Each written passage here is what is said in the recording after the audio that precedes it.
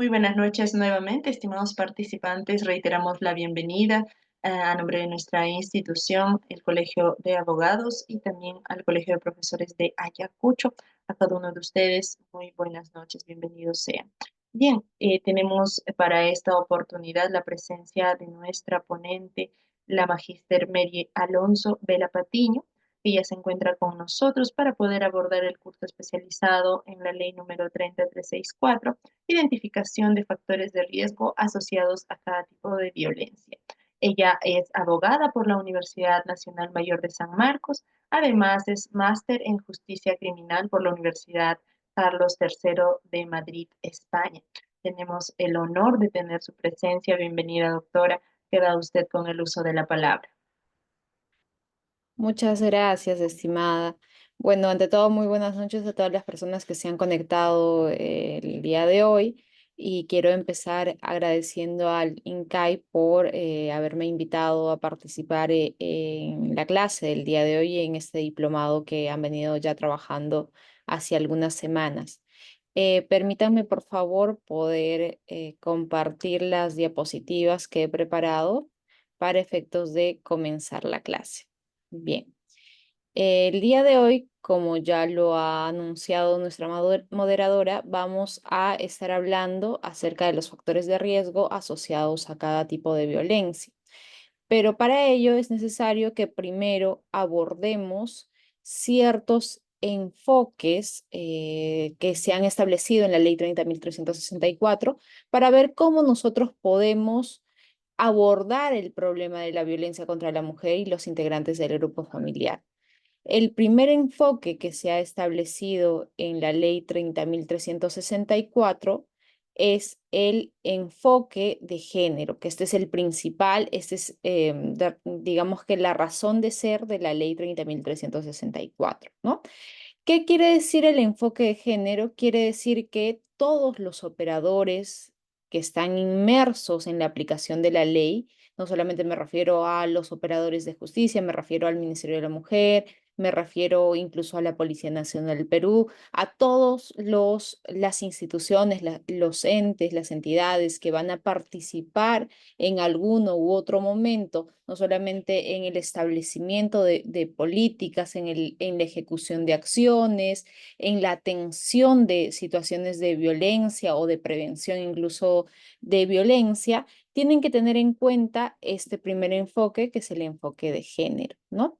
De acuerdo al enfoque de género, todos los operadores del Estado, todas las personas, no solamente los operadores del Estado, tenemos que reconocer que existe actualmente una situación asimétrica de poder entre varones y mujeres, ¿no?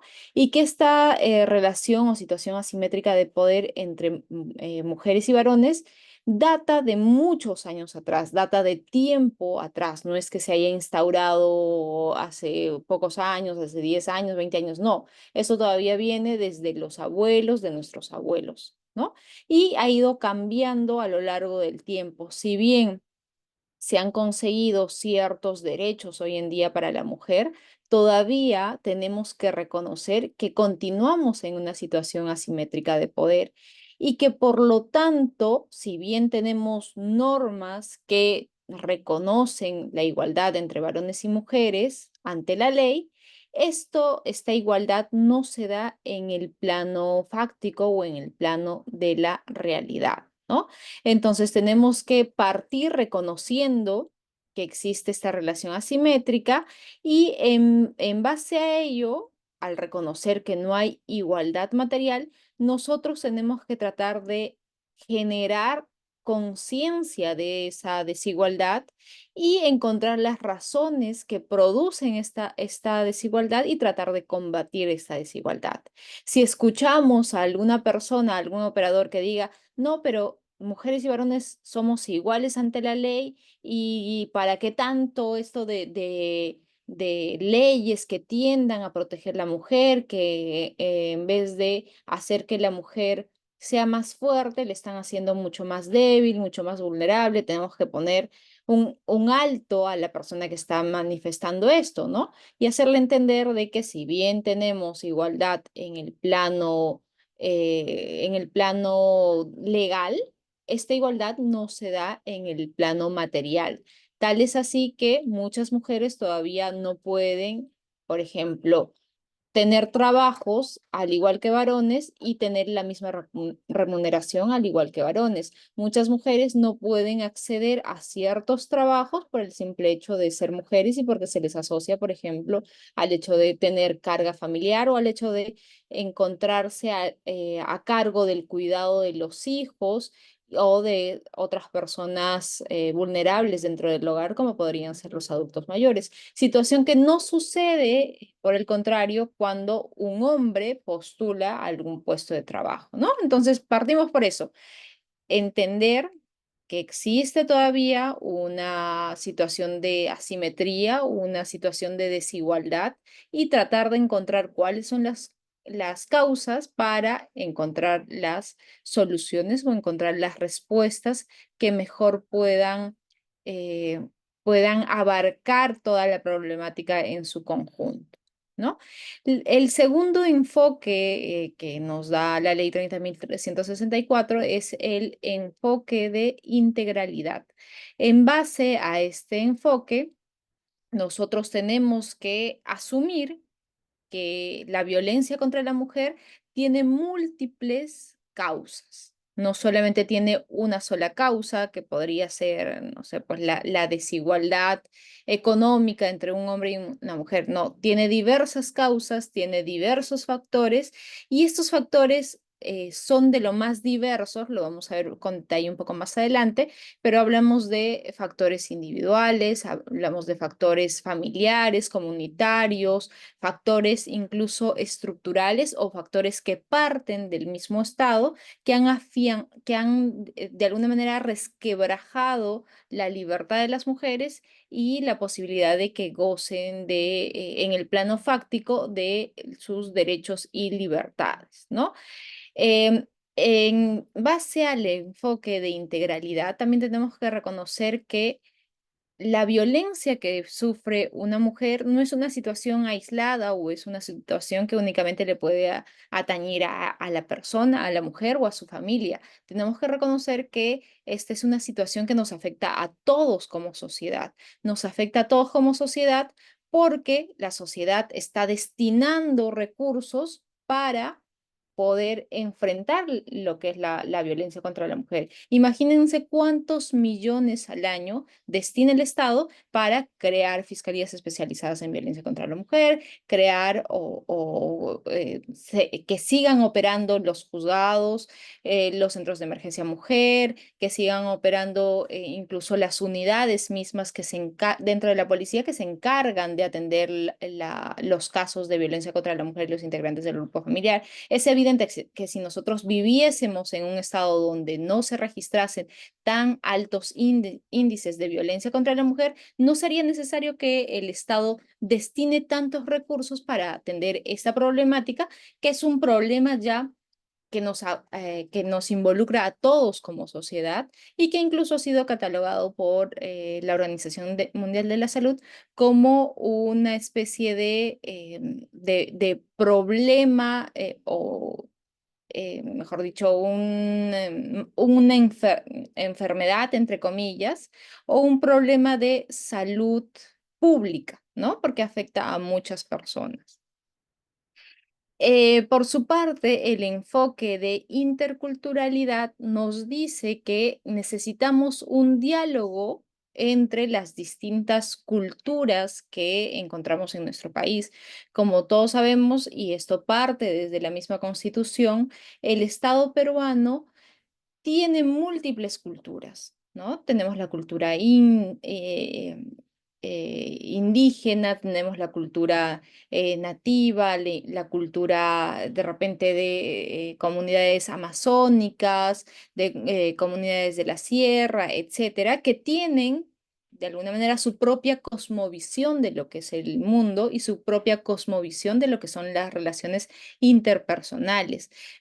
Tenemos que reconocer que existen estas culturas y tenemos que aceptar que existen diálogos entre las prácticas o entre los comportamientos que pueden tener una cultura y otra. Pero eso sí, la ley dice expresamente que no se puede permitir comportamientos o conductas que se basen en la violencia o que toleren la violencia o que fomenten la violencia. Esto es muy importante y a la vez es muy complejo, ¿no?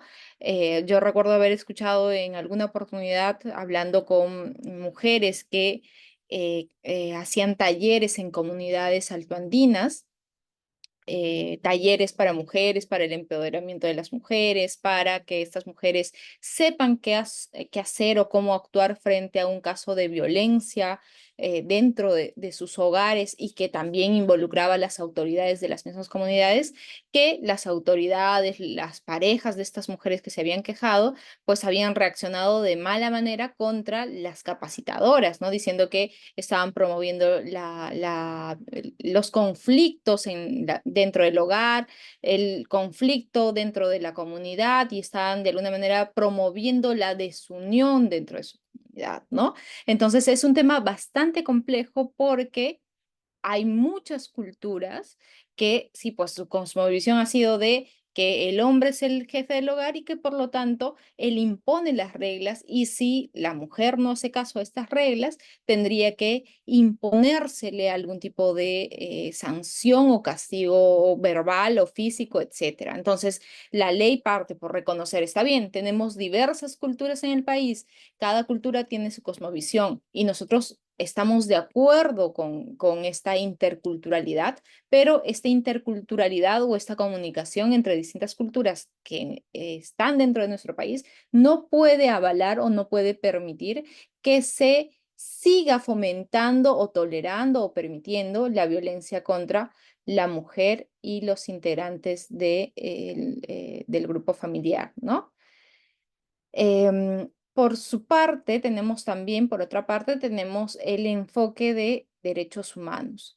En base al enfoque de los derechos humanos, la ley reconoce que el objetivo o la razón de ser o la finalidad de la ley 30.364 es que todas las personas gocen de los derechos fundamentales, tanto varones como mujeres. Y por lo tanto tenemos que reconocer, todos los operadores, la sociedad tiene que reconocer que todos somos titulares de derechos, pero al mismo tiempo somos también titulares de deberes, ¿no? No puede ser que solamente se le reconozca a la mujer que tiene ciertos derechos sin reconocérsele o sin recordársele que también tiene deberes. De la misma manera a los varones o a cualquier miembro de la sociedad. Conforme tenemos derechos, también tenemos deberes. Tenemos el deber, por ejemplo, de respetar a la otra persona, respetar a los miembros de nuestra familia, respetar a todos los integrantes de la comunidad, si se quiere, ¿no? Entonces,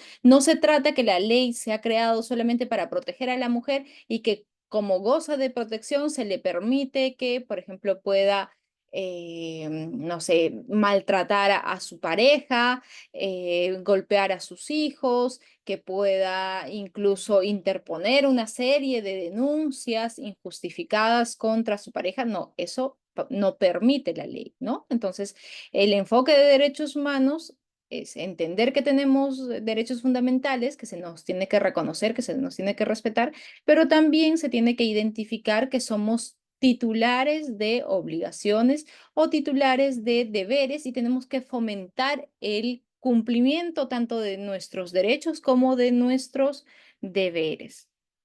Después tenemos, la ley también habla de un enfoque de interseccionalidad. El enfoque de interseccionalidad no es otra cosa que reconocer que una situación de violencia que sufre una mujer no va a ser la misma a la situación de violencia que sufre otra mujer, ¿no? Porque puede ser que en el primer caso no solamente se hable de una mujer que sufre de violencia, sino que esta mujer tiene otros factores que la hacen más vulnerables, como por ejemplo que sea una persona seropositiva que tenga VIH, o que sea una persona que de repente se encuentre en un estado de gestación, o sea una persona que forme parte de alguna etnia, alguna cultura, o que no pueda o no sepa hablar castellano, o que sea una persona inmigrante que no viva en el país, etcétera, ¿no? Entonces existen distintos tipos de factores que pueden converger o que pueden confluir en una situación de violencia, ¿no? Entonces lo importante es identificar cuáles son aquellas situaciones que implican mayor vulnerabilidad en esta persona, para, dependiendo de eso, también darle mejores herramientas o adoptar las medidas que sean más adecuadas a la situación de esta persona, ¿no? Por ejemplo, no va a ser lo mismo la violencia que pueda sufrir una mujer que tenga un trabajo estable, que tenga una casa, que tenga un soporte familiar, que aquella violencia que puede sufrir una persona que es inmigrante, que no tiene una red de apoyo, que no tiene su familia acá, que incluso podría no hablar castellano, sino hablar inglés, francés u otro idioma, ¿no? Entonces es importante reconocer, o es importante que nosotros, cuando nos encontremos frente a una situación de violencia, identifiquemos cuáles son los factores de riesgo o de vulnerabilidad de esta persona, de esta mujer sobre todo, ¿no? Y finalmente tenemos el enfoque generacional. Este enfoque nos dice que tenemos que ver, analizar, apreciar de que, dependiendo de cuál sea el grado etario de una persona, existen diversas relaciones de poder entre distintos grupos etarios. Por ejemplo, no es lo mismo la relación que va a tener un niño de 6 años respecto de sus padres, que la que pueda tener respecto de su hermano, o respecto del abuelo, la abuela, etcétera, ¿no? Y se promueve evidentemente una cultura de respeto, una cultura de colaboración entre las personas que pertenecen a distintos grupos de edades o a distintos grupos etarios. Estos básicamente son los enfoques que nos ha dado la ley para que nosotros podamos abordar un problema desde un punto de partida o desde un punto de vista, y adoptemos las soluciones que mejor convengan a la situación o al caso en concreto, ¿no? Bien, ¿cuáles son, por su parte, cuáles son los sujetos que protege la ley? La ley no se aplica a todas las situaciones o a todos los casos de violencia contra cualquier miembro de la sociedad, no. La ley 30.364 ha establecido o ha demarcado de manera eh, claramente diferenciada dos grupos de personas que van a ser protegidas, ¿no? Y que, por lo tanto, son respecto de las cuales se pueden aplicar la etapa de tutela, en la que se podrían aplicar alguna medida de protección. El primer grupo va a ser las mujeres, ¿no? El primer grupo, o la ley está pensada en las mujeres principalmente, y nos referimos a mujeres a todos los ciclos por los que pasa una mujer, desde que es una recién nacida, es niña, es adulta, adulta mayor, hasta que puede ser una anciana. Todas las mujeres, en todo su proceso, evolución, en todo su desarrollo, en todo su crecimiento, están siendo protegidas por la ley 30.364. Y el otro grupo de personas o sujetos de protección de la ley 30.364 son los integrantes o los miembros del grupo familiar. Por los miembros nos vamos a referir a el cónyuge o la pareja actual o el conviviente actual, así como a las parejas que ya no tienen actualmente un vínculo entre sí, ex cónyuges, ex convivientes, o simplemente a personas que han tenido hijos en común sin necesidad de tener de repente, o sin necesidad de que hayan tenido una relación sentimental de por medio, ¿no?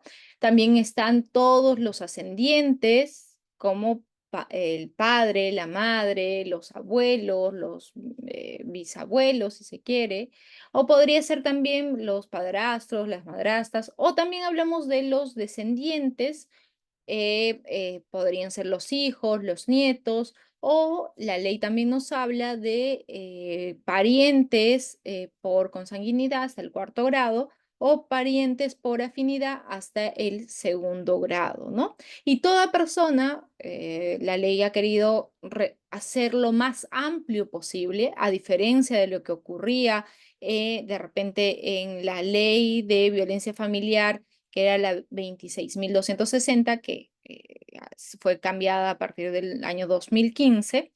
Esta ley ha tratado de englobar no solamente las situaciones de violencia que se presentaban dentro de un hogar o las situaciones de violencia que se presentaban entre los padres o parejas e hijos, sino que ha tratado de englobar todo tipo de supuestos, todo tipo de casos, tal es así que incluso nos hablan de que podría ser un caso de violencia contra los integrantes del grupo familiar cuando cualquier tipo de violencia se produce en contra de personas que habitan el mismo hogar y no tienen relación contractual o relación laboral. Por ejemplo, podría ser el caso de que existen dos familias que viven en una misma casa por X motivos y que se ha producido violencia entre uno de los hijos de una de las familias respecto del hijo o la hija de otra de las familias y existe una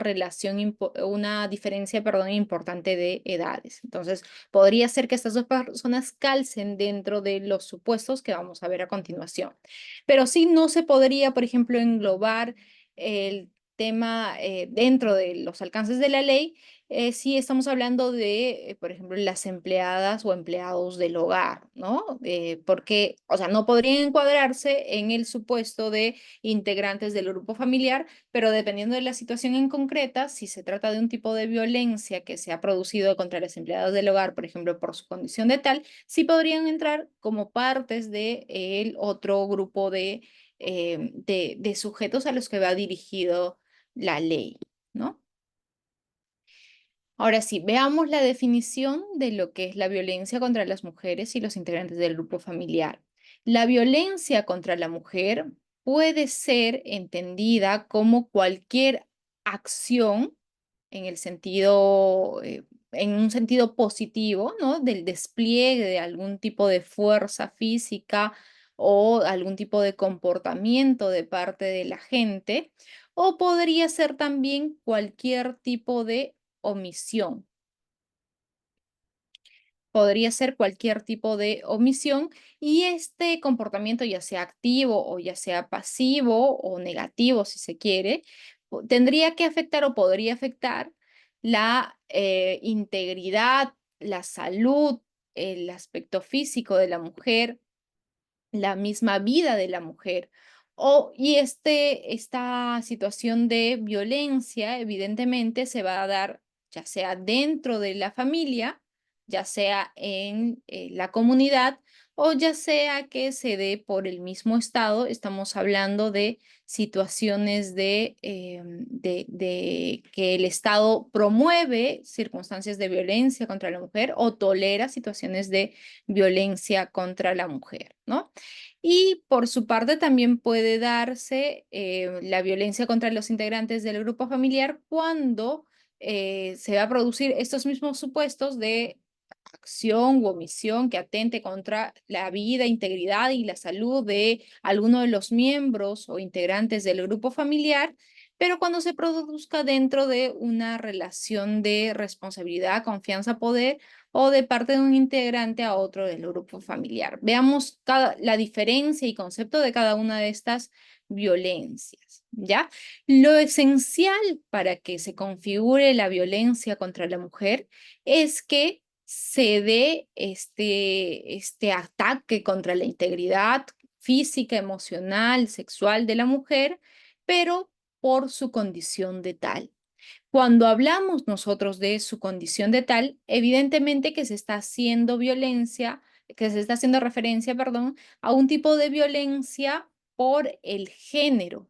¿Qué es la violencia basada en el género? Ya la Convención Interamericana para Prevenir, Sancionar y Erradicar la Violencia contra la Mujer, o mejor conocida como Convención de Belén do Pará, nos ha dicho que se tiene que entender por violencia contra la mujer cualquier tipo de acción o conducta que se base en el género, que pueda producir muerte, daño, sufrimiento, ya sea de índole físico, sexual, psicológico a la mujer, tanto en el ámbito privado o en el ámbito público.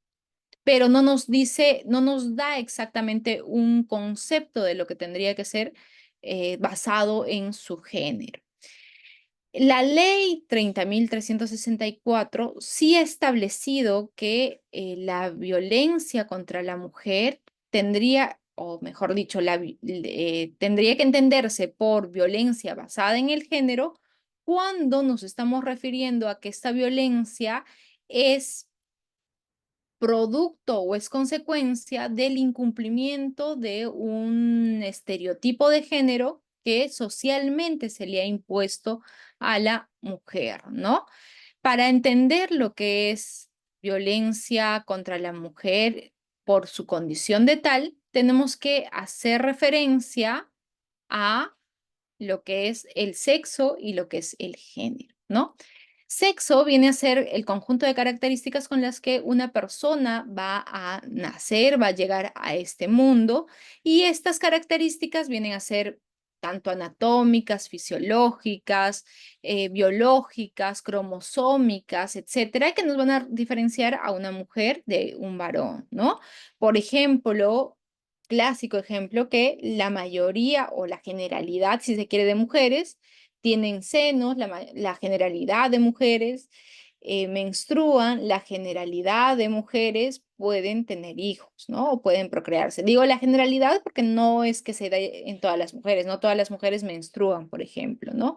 No todas las mujeres pueden tener hijos, pero la generalidad o la regla general es que sí estén fisiológicamente aptas, sean aptas para tener hijos, ¿no? A diferencia de los varones, que en los varones no menstruan, no tienen esa capacidad de traer un niño al mundo, pero sí tienen otras capacidades, otras características fisiológicas o biológicas, como tener la manzana de Adán, tener testículos, tener el aparato reproductor masculino, que es distinto totalmente del femenino. Pero por su parte, o por otra parte, género viene a ser el conjunto de características, pero que a nosotros se nos ha ido inculcando socialmente y culturalmente, y que se van a asociar este conjunto de características al hecho de ser varón o al hecho de ser mujer, ¿no? Por eso es que se dice que el género viene a ser más bien un concepto que ha sido socializado y que se ha relacionado a ser a lo femenino y a lo masculino. Por ejemplo, se dice que las mujeres son más delicadas, que las mujeres son sensibles, mientras que los varones tienen más tendencia a ser rudos, a ser fuertes, a tener vehemencia sexual, entre otros, ¿no? ¿Cuál viene a ser el problema cuando estas preconcepciones, estas características, estos roles que se nos han ido imponiendo desde que somos muy niños, tienden a limitar el ejercicio de los derechos de las mujeres y también de alguna manera de los hombres? Ya lo vamos a ver. Por eso es que se dice que un estereotipo de género viene a ser aquella preconcepción, aquel prejuicio de los roles o características que deben tener hombres y mujeres para que sean socialmente, para que se consideren socialmente adecuados, ¿no? Si es que, por ejemplo, a mí desde muy pequeña se me dice las mujeres son delicadas, las mujeres tienen que arreglarse, las mujeres tienen que tener el cabello largo, etcétera, entonces, y me meten esta idea desde muy niña, cuando yo crezca, de repente voy a considerar que cortarme el cabello no es de niñas, sino es de varones, que si no me arreglo no voy a ser femenina, que si no soy delicada no voy a ser femenina. Y de repente incluso esto podría afectar en la elección de otros aspectos de mi vida, como por ejemplo, si soy, no sé, ingeniera de minas, eso no se considera femenino y que por lo tanto no puedo ser ingeniera de minas. O de repente no puedo jugar fútbol porque para jugar fútbol se requiere fuerza y no es femenino. O no puedo practicar algún deporte de contacto, ya sea box, ya sea, no sé, pues vale todo si se quiere, porque este es un deporte que se asocia a lo masculino, a lo rudo, a lo fuerte, por lo tanto yo me cohíbo y no quiero practicar este deporte, ¿no? Entonces el problema viene cuando los estereotipos de género se suelen relacionar a la idea de poder y se identifica a lo femenino con lo débil y a lo masculino con lo fuerte, con lo valioso, con lo que de verdad tiene que liderar o tiene que mandar, etcétera, ¿no? Por ejemplo, si se suele decir que los varones deben de ser poderosos y no expresar vulnerabilidad y que son los proveedores del hogar y que como contrapartida las mujeres deben de ser delicadas, expresar pureza sexual, cuidar mucho de su apariencia, etcétera. Ya estamos estableciendo ahí que existe una relación de poder en el que el varón es el fuerte, es el que cuida de la mujer, es el que provee del hogar, mientras que la mujer tiene que ser débil, tiene que dejarse cuidar, tiene que de repente preocuparse más del aspecto externo o verse bien o ser delicada, no expresar incluso sentimientos de deseo sexual, entre otros, ¿no? Entonces, este tipo de preconcepciones, este tipo de prejuicios hacen que las mujeres no puedan ejercer sus derechos fundamentales con total libertad como si lo haría un varón, ¿no? Entonces, todos estos estereotipos de género están enraizados, están inculcados dentro de nuestro subconsciente y afectan no solamente a las mujeres, como les decía, sino también a los varones, porque el hecho mismo de que los varones no puedan expresar sentimientos, no puedan llorar, porque socialmente se les tacharía como si no fuesen pues masculinos, fuertes, o como si entre comillas, se estuviesen comportando como niñas, entonces los varones tienden a reprimir mucho sus emociones. Si nosotros vemos estadísticas de suicidios, vemos que la mayor cantidad de suicidios se produce en varones que en mujeres. ¿Por qué? Porque al no poder exteriorizar sus sentimientos, evidentemente esto se va acumulando hasta que llegan a rebalsar y muchos varones lamentablemente han visto como única salida el suicidio. O podría ser el caso que si se mete en la cabeza de un varón que él tiene que ser el proveedor del hogar. ¿Qué es lo que pasa si es que este proveedor falla? Si, por ejemplo, no consigue trabajo, lo botan del trabajo, etcétera. Evidentemente que si está muy enraizado ese concepto de que es el proveedor del hogar, no va a dejar que que su esposa trabaje, ¿no? O va a sentir que se va a sentir disminuido si es que es la mujer la que lleva el recurso o el pan al hogar, ¿no? Entonces esto también podría desencadenar en peleas, podría desencadenar en maltratos, etcétera, ¿no? Entonces, ¿para qué es importante que veamos nosotros todo esto? Para que entendamos que cuando la ley habla de por su condición de tal, no nos estamos refiriendo a cualquier tipo de violencia en el que una mujer sea víctima, sino tenemos que ver que esta violencia se produzca o se desencadene como una manifestación de discriminación hacia las mujeres que les impide el goce de sus derechos fundamentales o el ejercicio de sus derechos en la medida en que se les está imponiendo o tratando de imponer o sancionando por no haber cumplido un estereotipo de género. Tal es así que el reglamento de la ley 30.364 en el artículo 4, numeral 3, ha establecido expresamente lo siguiente.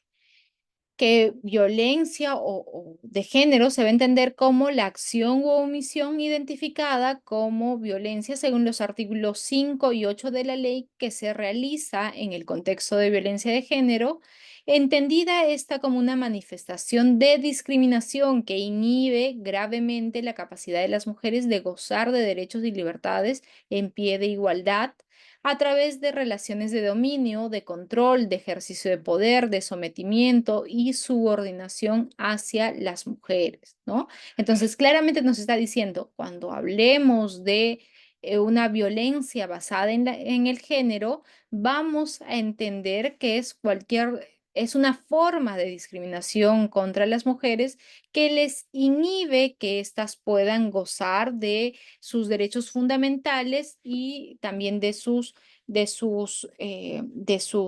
libertades, ¿no? Entonces, ¿por qué se da esta violencia de género cuando yo maltrato a una mujer, por ejemplo, físicamente, porque esta mujer ha incumplido con el rol social que se le había impuesto? Por ejemplo, si esta mujer, yo soy la pareja, y esta mujer decide terminar la relación, y yo la golpeo por decidir terminar la relación o incluso atento contra su vida o simplemente intento matar a esta mujer, entonces, ¿cuál sería el estereotipo de género que subyace en este comportamiento? Es que las mujeres son objetos sexuales o las mujeres no pueden tener la iniciativa de iniciar y terminar relaciones, sino siempre tienen que estar subyugadas o sometidas a lo que la pareja desea. Si la pareja no ha terminado esa relación, es imposible que esta mujer sea la que decida terminar la relación. O peor aún, y muchas veces se escucha decir eso, ¿no? En agresores, si no es mía, yo la maté porque si no era mía, no era de nadie, ¿no? Entonces ahí también cuál es el estereotipo de género que subyace es las mujeres son propiedad del varón y por lo tanto, si esta mujer decide terminar la relación, no puede ser de nadie más, ¿no? Mejor muerta que verla con otra persona o verla rehaciendo su vida, ¿no? Entonces, básicamente, para esto estudiamos lo que son los estereotipos de género. Y cuando hablamos, por su parte, de un contexto de violencia contra los integrantes del grupo familiar, tenemos que ver que tiene que existir una relación asimétrica de poder entre la persona que ejerce la violencia y la víctima. Para definir o para identificar si es que existe esta relación asimétrica de poder, la ley nos ha puesto tres situaciones o tres contextos distintos, ¿no? El primer contexto se refiere a la relación de responsabilidad, que básicamente es cuando por mandato legal existe una posición de garante entre quien ejerce la violencia y la víctima. Esa posición de garante le obliga a la persona a estar encargada del cuidado y protección de la víctima y valiéndose de esta posición es que ejerce la violencia.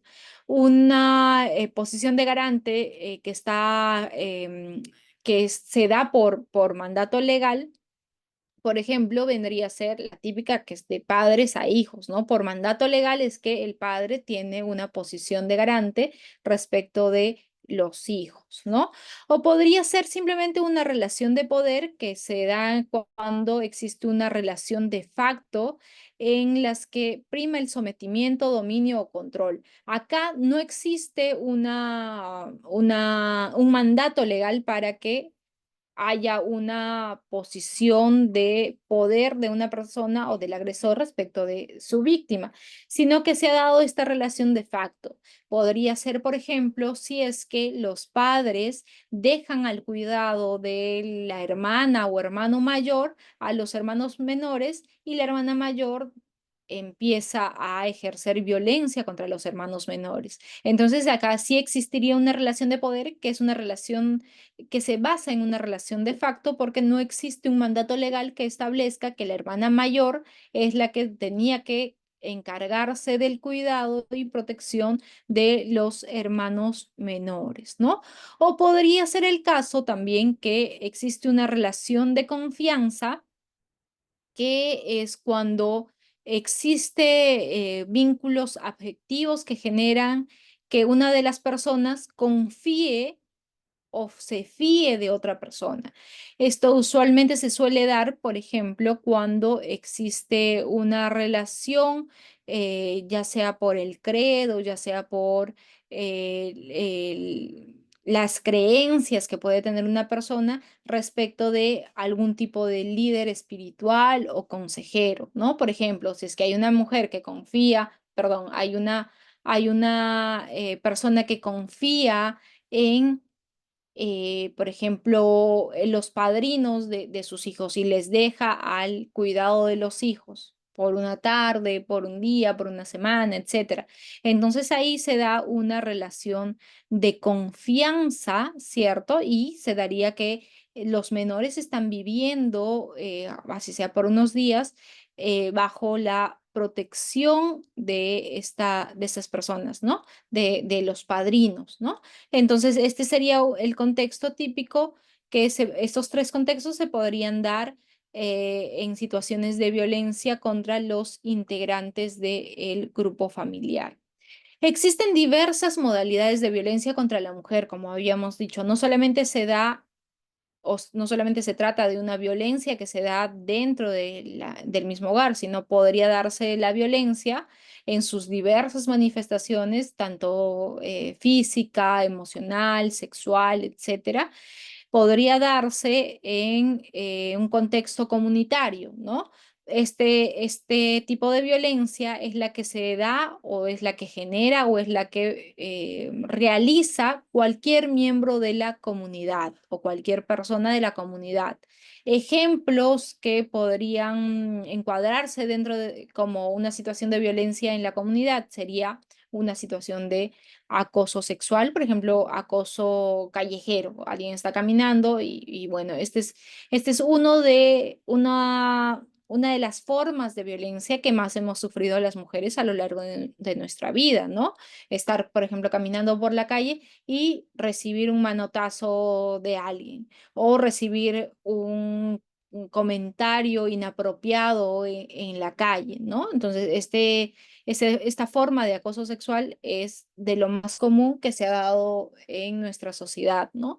O podría ser que se trata de una trata de personas, un tráfico de personas, o podría ser un caso de acoso político, o podría ser que se da una situación de violencia en un contexto de conflicto armado, entre otros, ¿no? Por su parte, la violencia institucional, como habíamos dicho, se trata de una forma o expresión de violencia que es o bien parte del Estado, que es perpetrada por el mismo aparato estatal, por alguna de las instituciones o entidades que forman el aparato estatal, o que es tolerada, que es conocida y tolerada por los agentes del Estado. Podría ser, por ejemplo, el hostigamiento sexual dentro de alguna institución pública. Por ejemplo, si se da una forma de acoso sexual o hostigamiento sexual, perdón, dentro del Congreso de la República o dentro de alguna municipalidad, etcétera, ¿no? O podría ser las situaciones de violencia obstétrica. Muchas veces hemos escuchado esta forma de violencia cuando existen mujeres que están gestando y en pleno proceso perdón, labor de parto podrían recibir improperios o malos tratos de parte de quienes las están atendiendo, ¿no? Por ejemplo, decirle, para esto abres las piernas o decirle, ahora te aguantas o decirle, o incluso ejercer este corte que muchas veces se habla, que se hace para que ayudar, entre comillas, a la mujer a dar a luz, en otros países es considerado como una forma de violencia obstétrica, ¿no? Porque si no hay necesidad de la mujer de recibir el tajo, evidentemente se está afectando la integridad de esta mujer. También podríamos hablar de esterilizaciones forzadas que por lo general provienen o son situaciones perpetradas desde el mismo Estado, ¿no? O violencia contra las mujeres que se encuentran privadas de su libertad o que se encuentran en establecimientos penitenciarios, entre otros. También se da, como dijimos, la violencia dentro de la familia o la unidad doméstica.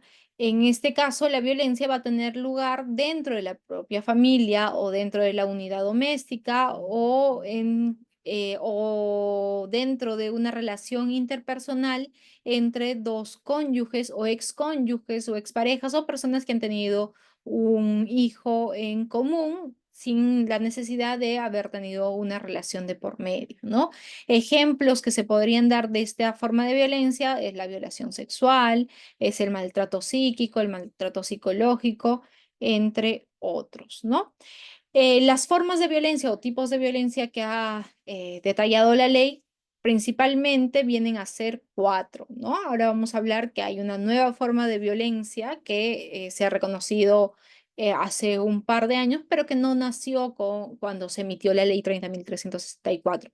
La primera forma o tipo de violencia viene a ser evidentemente la violencia física, ¿no? Que vienen a ser todas aquellos actos, aquellas acciones que causan daño a la integridad física, corporal o a la salud de la persona, ¿no?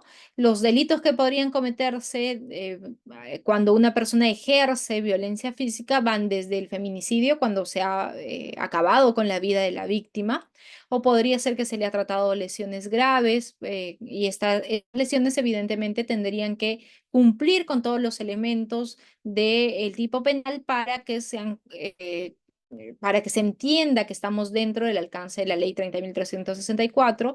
Evidentemente estamos hablando de que se trate de una violencia grave por la condición de mujer de la víctima, ¿no? O podrían ser agresiones contra la mujer y los integrantes del grupo familiar, o exposición o abandono o peligro, ¿no?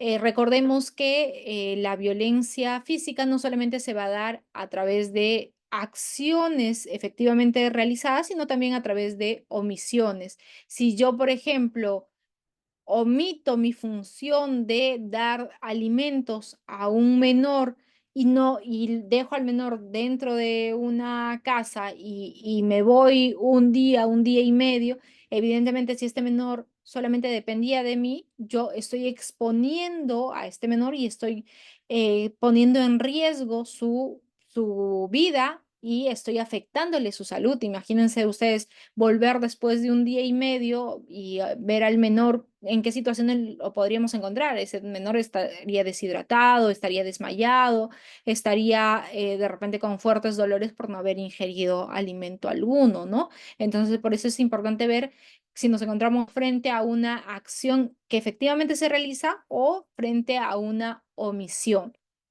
Por su parte, también la ley nos habla de violencia psicológica, que viene a ser cualquier también tipo de acción u omisión que busca o tiene por finalidad humillar, aislar, controlar, estigmatizar, avergonzar a la víctima, ¿no? Este tipo de comportamientos podría darse, por ejemplo, cuando yo insulto constantemente a la víctima con la finalidad de resquebrajar totalmente su autoestima, y lo que busco con este comportamiento es que la persona esté totalmente sometida, que no pueda poner ningún tipo de objeción a las órdenes que yo le pueda dar, no pueda pedir ayuda, no pueda de repente salir de ese entorno de violencia en el que está viviendo porque está totalmente controlada, subyugada, está totalmente humillada y en ese momento no se le permite ver más allá. Me he olvidado el nombre de esta serie en Netflix, pero hay una serie muy buena que se las recomiendo, que trata de una mujer precisamente de violencia psicológica, ¿no?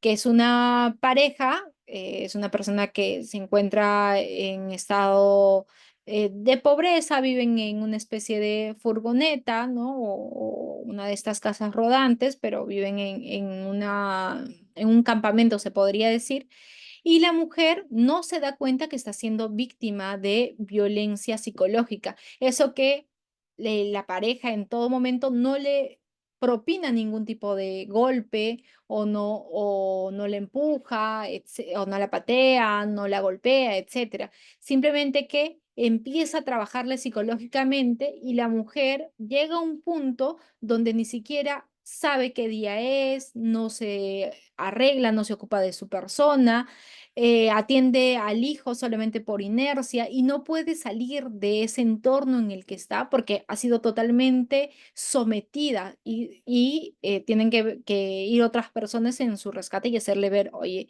violencia no solamente es que te ponga la mano encima, sino violencia también es la forma como te insulta, como te trata, como te humilla, cómo hace que tú le tengas miedo sin necesidad de haberte golpeado necesariamente, ¿no? Entonces, este es otro tipo de violencia.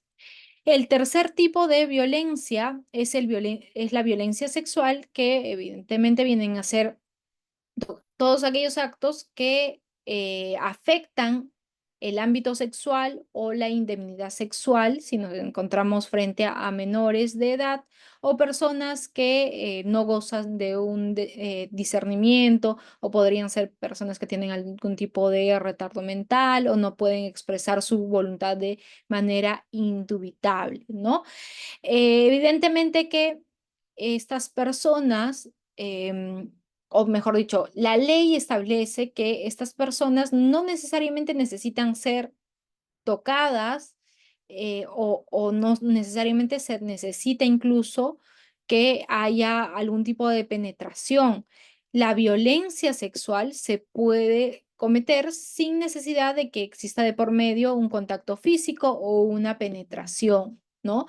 Por ejemplo, podría ser el caso que yo empiezo a un menor de edad a hacerle ver actos de carácter sexual, ¿no? Y estamos hablando de un menor de 10 años, de 11 años o incluso menos edad, ¿no? Y yo le empiezo a mostrar pornografía. Este mero acto de mostrarle pornografía ya quiere decir que estamos frente a un tipo de violencia sexual, ¿no?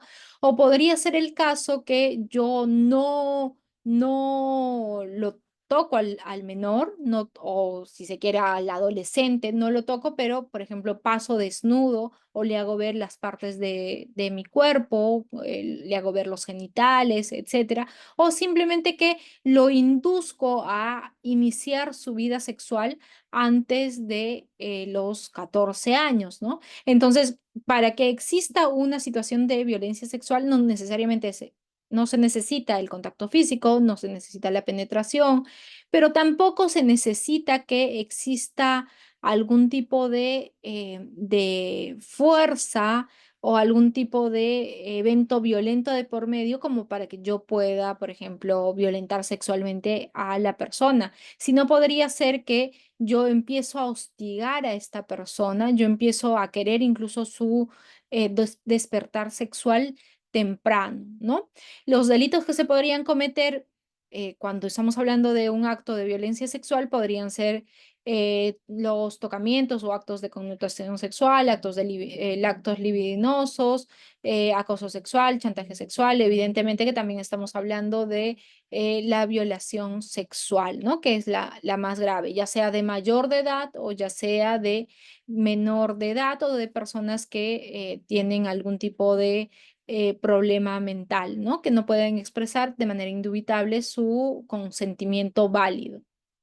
Y también la ley establece o habla de una violencia económica o patrimonial. En este caso también vienen a ser todas aquellas acciones u omisiones que tienen la finalidad de menoscabar o restringir los recursos económicos o patrimoniales de los que gozan las mujeres. Y esto se da por la condición de tal de las mujeres, ¿no? O podría darse también contra alguno de los integrantes del grupo familiar con respecto del cual se tiene una relación de poder, responsabilidad o confianza, ¿no?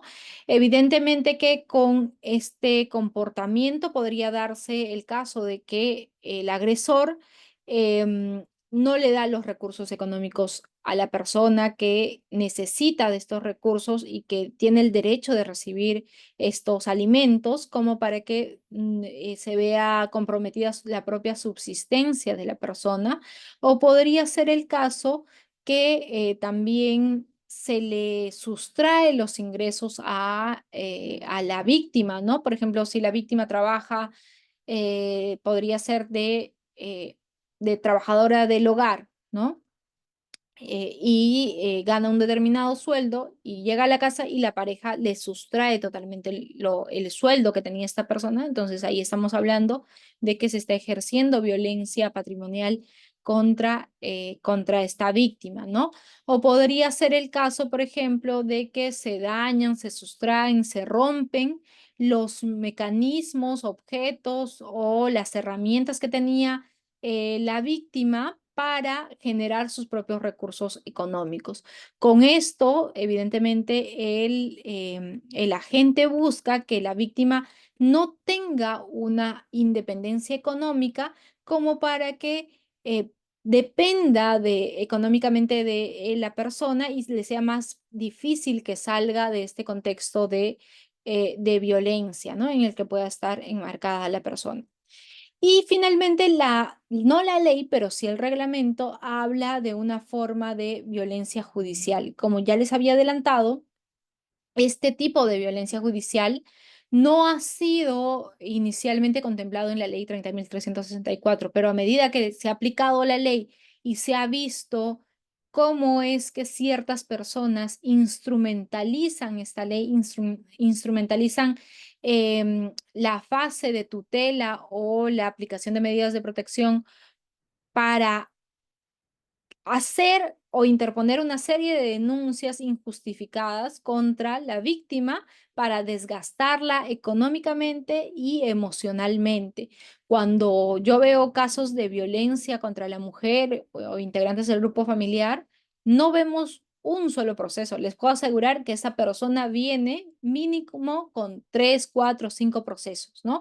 He visto casos en los que incluso habían 10 procesos de por medio, 11 procesos de por medio porque la expareja, como la persona decidió denunciar por violencia contra la mujer, la expareja le puso también una denuncia por violencia contra él, otra denuncia por violencia contra los hijos, otra denuncia por violencia contra los suegros, les puso además violencia psicológica, le puso otra denuncia por hurto, otra denuncia por mil cosas, ¿no? Entonces, estas personas o este tipo de problemas o este tipo de violencia viene cuando se abusa de los mecanismos legales como para desgastar emocional, económicamente a la persona, ¿no? Y como les decía, fue a partir la ley no trajo inicialmente esta forma de violencia judicial, sino que fue a partir del informe de adjuntía de la Defensoría del Pueblo que se advirtió que se estaba dando esta forma de violencia. ¿Qué es lo que dijo la Defensoría del Pueblo en el informe de adjuntía 19/2021? En los últimos años se ha evidenciado una nueva manifestación de violencia sistemática contra las mujeres a las que denominaremos hostigamiento judicial. Esta se configura a través del uso indiscriminado y excesivo de los mecanismos legales con el objetivo de dificultar el derecho a la tutela jurisdiccional efectiva de las víctimas, alejándose así de la finalidad prevista en la ley y desnaturalizando.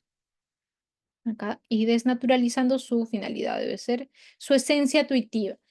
Y a partir de este informe de adjuntía, el reglamento, específicamente en el artículo 8, se establece que vamos a estar frente a casos de acoso a través de procesos judiciales cuando dentro de los procesos judiciales iniciados en el marco de la ley 30.364, la persona demandada utiliza indebidamente las herramientas del sistema judicial con el propósito de acosar, desgastar emocional y económicamente a las mujeres.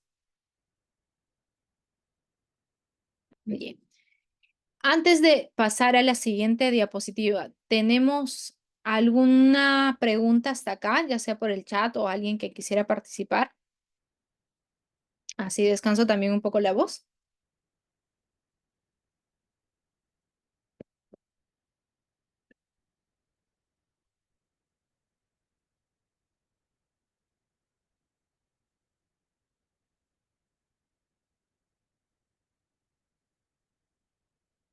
A ver, alguien en el chat que quiera levantar la mano, hacer alguna consulta, algún comentario, compartirnos alguna experiencia de repente.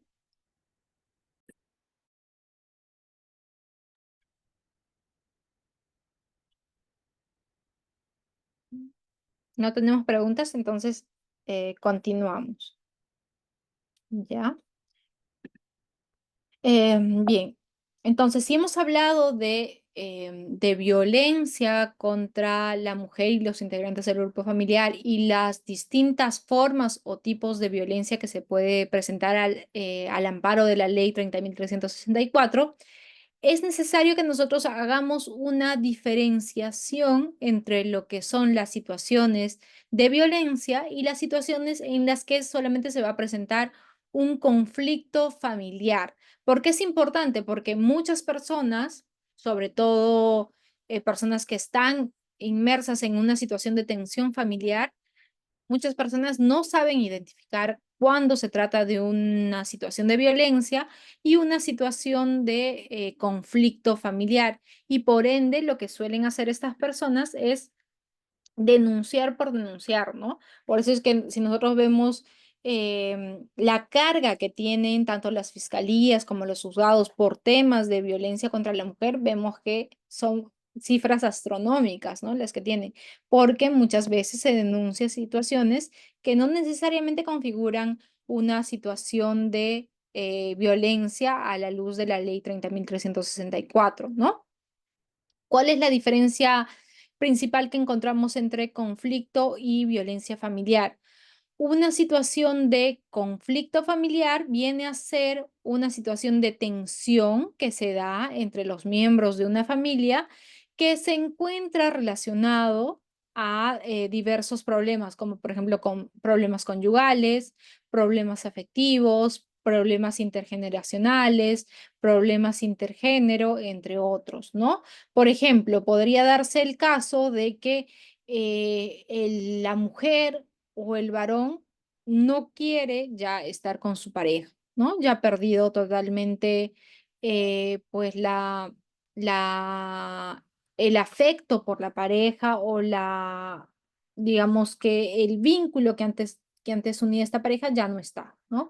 Entonces podría darse situaciones de tensión en los que hay discusiones de por medio, en los que de repente se ha hablado de una separación, entre otros, ¿no? Entonces, acá no podríamos necesariamente hablar de una situación de violencia familiar, a menos que vaya escalando el tema y ya hayan golpes de por medio, hayan insultos, entre otros, ¿no?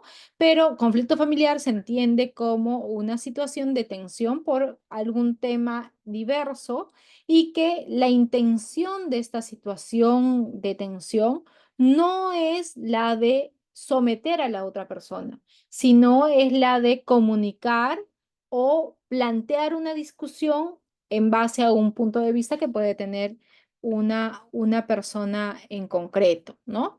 Entonces, esto es importante que nosotros lo tengamos en cuenta para poder hacer la diferenciación, ¿no?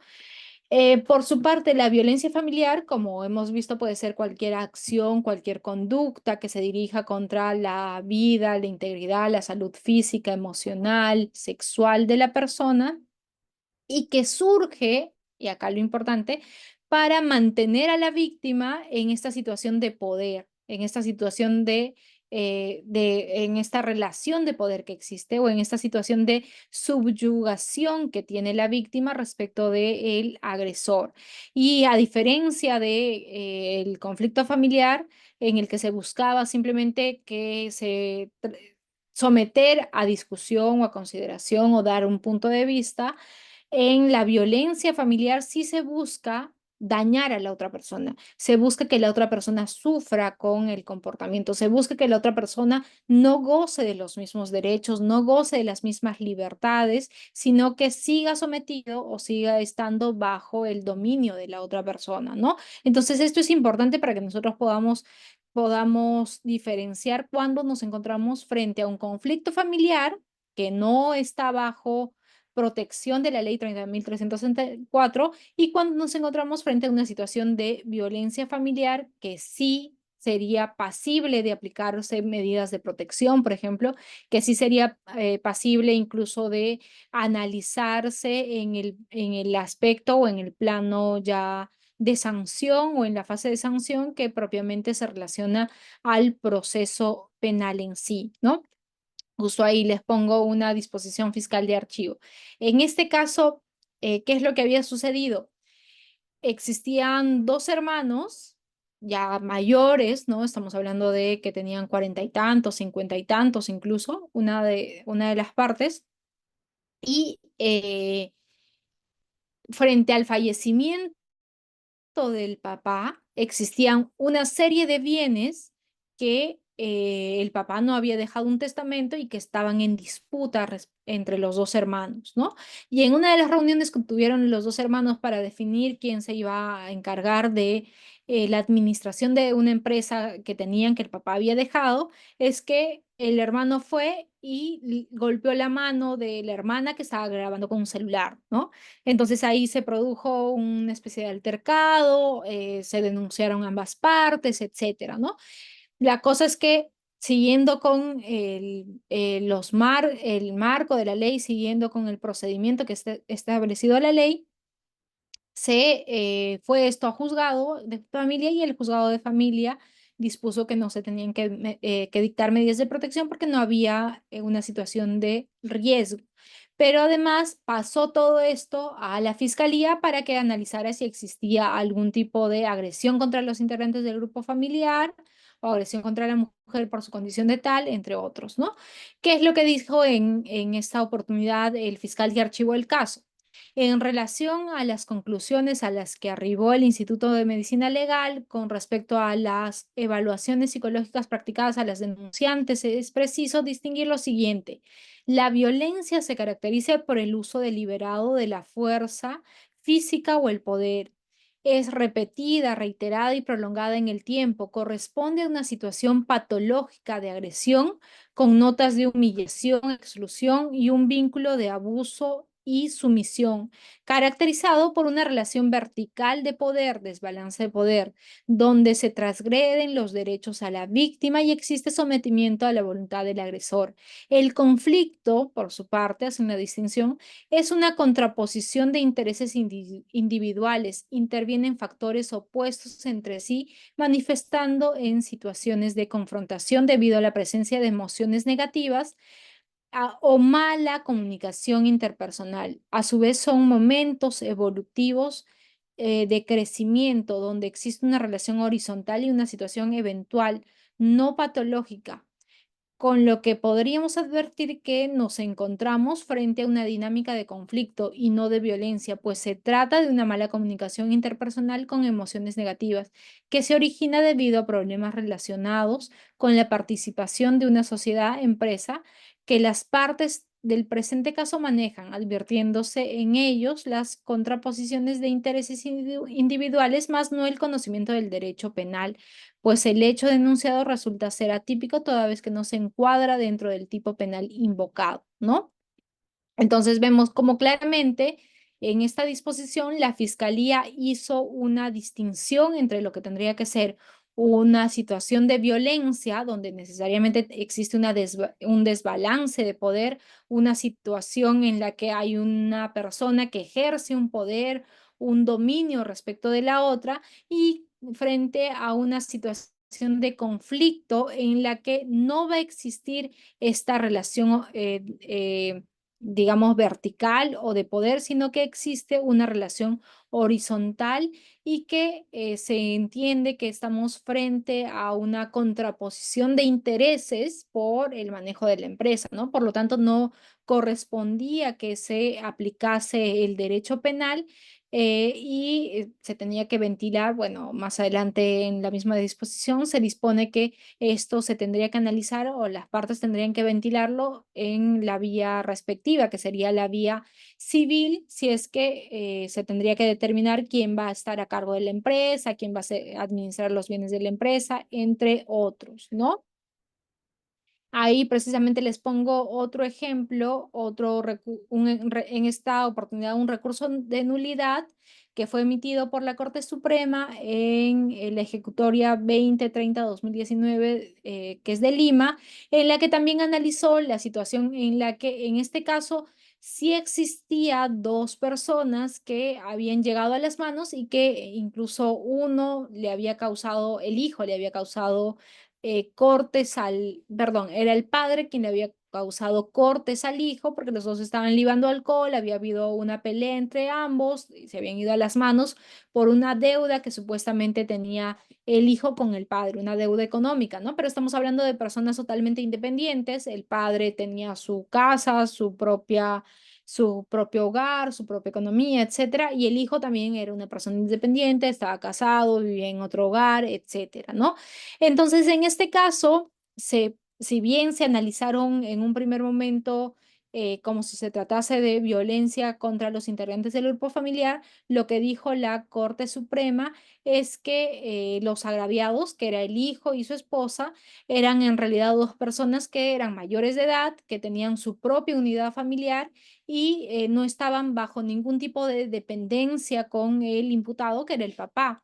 ¿No? Y que si bien el imputado era el padre y era el suegro respectivamente de el agraviado y agraviada, pero no existía una relación o circunstancia asimétrica de poder y que por lo tanto no se aplicaba el tipo penal relacionado a lesiones, en este caso eran leves contra los integrantes del grupo familiar, si no correspondía a un tipo penal genérico o un tipo penal común, ¿no? Con esto que les trato de transmitir es que así hayan habido lesiones efectivamente certificadas por un médico legista, si es que no se da este contexto de que, pues, existe una relación asimétrica de poder entre el agente y la víctima, entonces sí podríamos estar frente a un hecho delictivo, pero no el hecho delictivo que se refiere a lesiones específicas contra los miembros del grupo familiar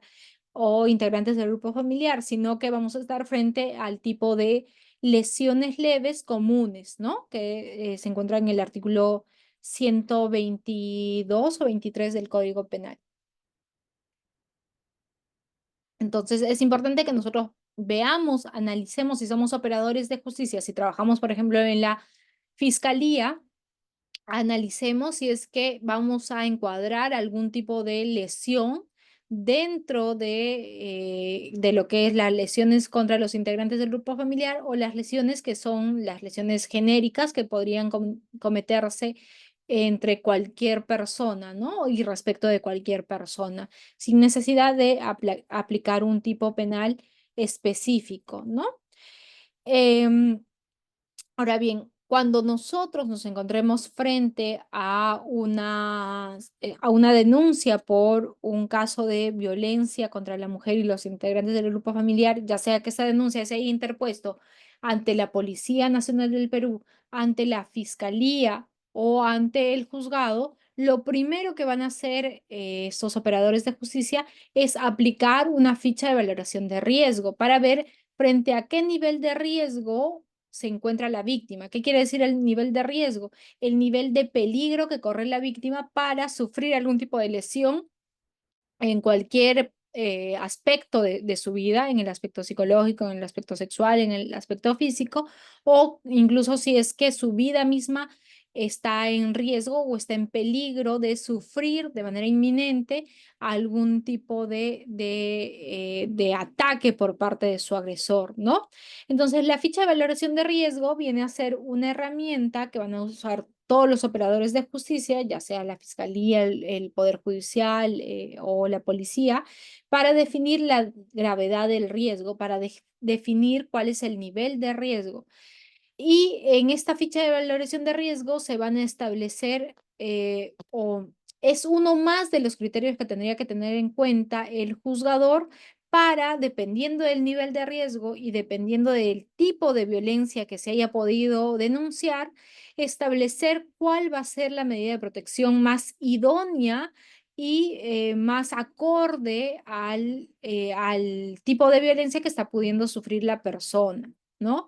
Además de la ficha de valoración de riesgo, como lo vamos a ver más adelante, se tienen que evaluar otros criterios para ver si es que cuál es el nivel de riesgo y para ver qué tipo de medida de protección se va a aplicar, ¿no? Ahí les traigo ciertos fragmentos de la ficha de valoración de riesgo, principalmente La ficha de valoración de riesgo tiene una parte general o una parte inicial donde se anotan los datos generales como el nombre, la dirección, si tiene algún tipo de discapacidad o no, si es que la víctima vive o no con el agresor, entre otros. Después de anotar estos datos generales, lo que hacen los operadores de justicia es por lo general em, eh, mostrarle un almanaque a la denunciante o el denunciante para que esta persona pueda identificar cuáles son los meses, ¿no? En los que ha podido sufrir algún tipo de agresión física, verbal, sexual, entre otros, ¿no? Se le suele mostrar hacia 12 meses atrás, por ejemplo, si es que se lo hemos mostrado en julio de este año, tendríamos que mostrarle el almanaque desde julio del año pasado, ¿no? Para que la persona pueda identificar cuáles más o menos han sido los meses o los días en los que se ha podido o ha sido víctima de algún tipo de violencia, ¿no? Después se le suele preguntar si ha sufrido, qué tipo de violencia ha sufrido o qué tipo de actos son los que ha sufrido, ¿no? Si se trata de cachetadas, empujones, si se trata de ya patadas o moretones o quemaduras o que le han roto los huesos o que la han amenazado con un arma o han usado un arma o tiene una herida de arma, por ejemplo, una cuchillada o un orificio de bala, entre otros, ¿no? Para identificar en qué nivel de violencia nosotros nos encontramos, ¿no? Y seguidamente se le van a hacer unas preguntas para hacer una sumatoria y ver en qué nivel se ubica de riesgo, ¿no? Por ejemplo, se le suele preguntar si es que el último año la violencia física ha ido en aumento o si ha sido más grave o ha sido más frecuente. Se le suele preguntar si es que el agente tiene algún arma en su poder o podría con facilidad conseguir algún arma como una pistola, un cuchillo, un machete, entre otros. O se le suele preguntar si es que han vivido juntos durante los últimos 12 meses o si es que, por ejemplo, tiene el agente un trabajo estable, si es que se la ha amenazado a la víctima con matarla, si es que de repente la ha obligado a tener relaciones sexuales o el denunciado o denunciada consume drogas o consume alcohol o es alcohólico o tiene problemas de alcohol, entre otros. La sumatoria que hagamos de la ficha de valoración de riesgo nos va a determinar si es que nos encontramos frente a un riesgo leve, a un riesgo moderado, severo uno o severo extremo, que es el severo 2, ¿no? Entonces, pero estas preguntas muchas veces son cuestionadas o son criticadas porque uno, que la persona evidentemente podría mentir para hacer ver que tiene un riesgo extremo, ¿no? Y otro porque existen algunas preguntas que no necesariamente nos dan cuenta de que efectivamente la persona es peligrosa o que existe un riesgo alto en la víctima, ¿no? Podría ser, por ejemplo, esta pregunta 2. Si es que la gente tiene algún arma o podría conseguir un arma con facilidad, como un cuchillo, un machete, entre otros. Evidentemente que un cuchillo, cualquier persona tiene acceso a un cuchillo de cocina, ¿no? Entonces esto no tendría por qué verse o ser un factor de riesgo, ¿no? A diferencia que fuese una pistola, evidentemente no todos tenemos acceso a una pistola. Entonces ahí de repente podría haber una propuesta para reformularse ciertas preguntas de la ficha de valoración de riesgo. Ahora, en cuanto a que la persona podría mentir, eso es innegable y por lo tanto, como esta es una mera declaración de una de las partes, es una declaración unilateral que no está siendo sometida a ningún tipo de control, ni contrainterrogatorio, ni nada. Entonces, evidentemente, esta ficha de valoración de riesgo, desde mi punto de vista, no tendría que tener valor probatorio alguno si es que pasásemos a la etapa de sanción, ¿no? Ahí la fiscalía tendría que actuar sus propias diligencias, tendría que recabar los propios elementos de convicción o elementos de prueba que determinen que la persona ha cometido un determinado hecho delictivo en sí, ¿no? ¿no? Y además de existir esta, es la ficha de valoración de riesgo que se suele aplicar a las mujeres, también existe una ficha de valoración de riesgo que se aplica para los niños, niñas y adolescentes, ¿no? Es una ficha mucho más sencilla de llenar y que básicamente el operador tendría que identificar a qué edad pertenece la víctima, si se trata de un niño que tiene entre 0 y 5 años, o si se trata de un niño que tiene entre 6 y 12, o ya se trata de un niño que tiene entre 12 y 17, o un adolescente ya, ¿no? También se tendría que identificar acá si es que la víctima tiene algún tipo de discapacidad o si es que la víctima ha tenido o es frecuente que esta víctima no asista al colegio en el último año, o si es que realiza labores de trabajo vinculadas a algún tipo de peligro, o si ha sufrido agresiones previas, ¿no? Entonces, dependiendo de la puntuación que se saque, también se va a determinar si es que nos encontramos frente a un riesgo leve, moderado o severo.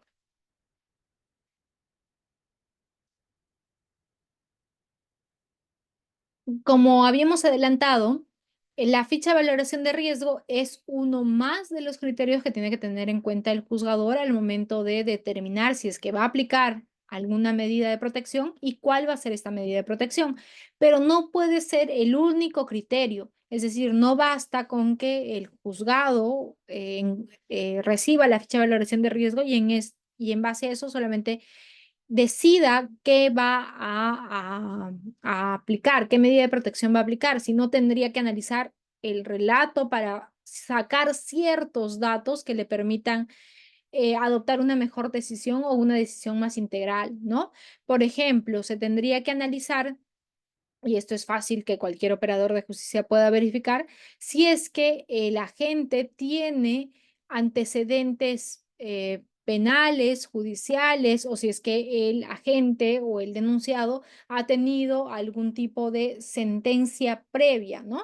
Y evidentemente esta sentencia previa tendría que hablarnos de algún tipo de rasgo o característica violenta del agente. Si se trata de una sentencia por haber causado lesiones negligentes, por no haber cumplido las normas de tránsito, no nos dan cierta muestra de peligrosidad de la gente, ¿no? Pero si estamos hablando de una persona que ha sido sentenciada por anteriormente haber causado lesiones leves o lesiones graves a una tercera persona, a un varón o a una mujer, ya nos habla o nos podría dar una idea de cierto perfil, de que esta persona es violenta y que por lo tanto no sería un obstáculo que atente contra la vida de la víctima, porque si ya anteriormente ha recibido una sentencia, ya no le sería, pues del todo, no le sería difícil que pueda atentar contra la vida o integridad de la víctima, ¿no? También tendríamos que analizar cuál es la relación que existe entre la víctima y la persona denunciada. No es lo mismo que estemos hablando de dos personas independientes, que cada una tiene un trabajo estable, que cada una vive en un hogar distinto, a una relación en la que víctima y agente están habitando el mismo hogar. La víctima tiene una dependencia económica con el agresor, etcétera, ¿no? También tenemos que evaluar cuál es la diferencia de edades y relación de dependencia que existe entre la víctima y el denunciado, ¿no? No es lo mismo que se traten, como dije, de personas mayores de edad o personas independientes, que se trate de una menor de 10 años, 11 años respecto de su padre, su abuelo, el tío, el hermano, entre otros. Si es que la víctima tiene una situación de discapacidad, evidentemente va a ser un factor más de vulnerabilidad, ¿no? No es lo mismo que se trate de una persona que no puede caminar, que no puede valerse por sí misma, que de repente no pueda resistir a algún tipo de violencia sexual o física por la misma condición que podría estar parapléjica, o podría emplear una silla de ruedas, o podría ser el caso que le es muy difícil comunicarse le es difícil hablar de lo que está sucediendo, ¿no? Porque tiene algún tipo de condición mental o algún tipo de impedimento físico para expresar lo que está sucediendo, ¿no? O podría ser también que el juzgador o el juzgado analice cuál es la situación económica y social de la víctima. Como dijimos, no es lo mismo que se trate de una víctima que tiene sus propios medios económicos, que tiene una red de apoyo social, amical o una red de apoyo familiar que le pueda ayudar en situaciones de tensión o con quienes se pueda trazar un plan para que la víctima pueda escapar en un determinado momento que está haciendo o que está sufriendo de violencia, ¿no? También hay que analizar la gravedad del hecho y la posibilidad de reiteración, ¿no? Es distinto que nosotros hablemos de un caso de violencia sexual a un caso de violencia psicológica, ¿no? Es mucho más grave, se entiende, la violencia sexual que la violencia psicológica y más difícil también de que se pueda aplicar las medidas de protección. Evidentemente que lo que tendría que buscar en este caso el juzgador es que la gente no se acerque más a la víctima, ¿no? Que no se pueda acercar y que no se pueda reiterar esta situación de violencia sexual. También hay que analizar otros aspectos que denoten la vulnerabilidad o la peligrosidad de la persona, ¿no? Todo tipo de denuncias sin necesidad de que hayan sido, por ejemplo, sentenciados. Los agentes podríamos hablar solamente de denuncias que fueron archivadas, denuncias que otras personas han interpuesto. Podríamos hablar de repente si es que tenemos videos que muestran las amenazas que ha sufrido la víctima, entre otros. Y la ficha de valoración de riesgo y los informes sociales, los informes del equipo multidisciplinario también podrían servir al juzgador para que pueda decidir si emite una resolución dictando medidas de protección y cuáles serían las medidas de protección más idóneas dependiendo de el nivel de riesgo y el tipo de violencia que se esté sufriendo, ¿no? Ahora bien, cuando nosotros analizamos desde el plano de la psicología, desde el plano de las ciencias sociales, de cuáles son los factores de riesgo que contribuyen a la violencia contra la mujer y los integrantes del grupo familiar, encontramos factores de distinta naturaleza, que podríamos agruparlos en factores de riesgo relacionados al macrosistema, relacionados a situaciones del país en sí. Después podemos hablar de factores de riesgo del microsistema o factores individuales o factores personales y factores internos de la persona, ¿no? En cuanto a los factores de riesgo relacionados por el macrosistema, acá tenemos que analizar cuál es la capacidad de emprender de la mujer. Acá hay un error, emprender de la mujer, ¿no?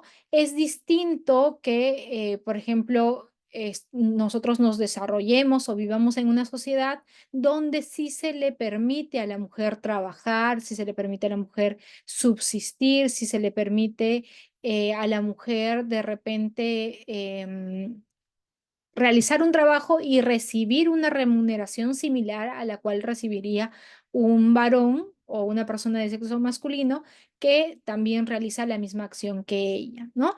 Después, se suele decir que el nivel educativo del país va relacionado con cómo se erradica la violencia de este país, ¿no?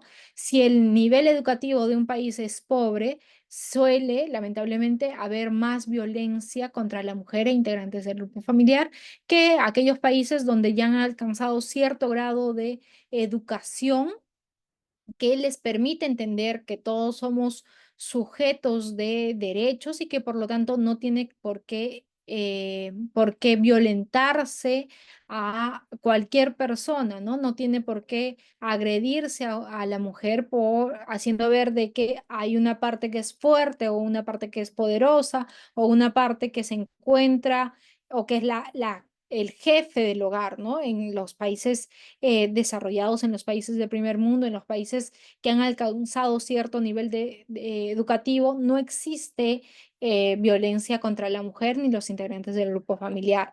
El desarrollo económico del país también se encuentra íntimamente relacionado a lo que es la violencia contra la mujer. Un país que tiene mucho más recursos económicos es un país en los que evidentemente se gasta más en educación, las necesidades básicas de la población están ya cubiertas y es mucho más difícil que nosotros podamos apreciar una violencia contra la mujer o que existan situaciones endémicas, digámoslo, entre comillas, de violencia contra la mujer y los integrantes del grupo familiar.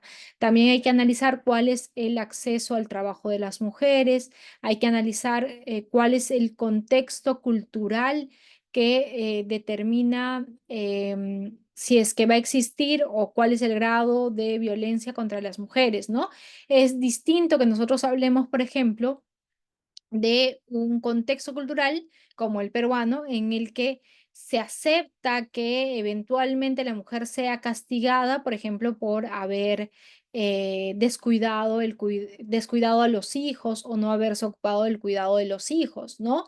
En una encuesta que hubo hace un par de años, más del 50% de peruanos que habían sido consultados señalaba de que consideraba que era adecuado que una mujer que no se había ocupado del cuidado de los hijos sea castigada por parte del esposo, ¿no? Entonces, imagínense ustedes este contexto cultural en el cual nosotros vivimos, en el que se acepta por válido que se castigue a una mujer por no haber cumplido con las labores del hogar o no haber atendido a los hijos o no haber cuidado a los hijos, ¿no? Esto no sería impensable en otro contexto cultural, por ejemplo, en un país de escandinavo, de Noruega, de Finlandia, donde varones y mujeres tienen los mismos derechos y ejercen los mismos derechos. Es impensable que se entienda que la mujer tiene que ser castigada por no haber cumplido con algún tipo de función netamente doméstica, ¿no? Después, en los países donde la elección de la pareja no es libre, evidentemente que también va a haber más predisposición a que esta mujer sufra de violencia contra la mujer.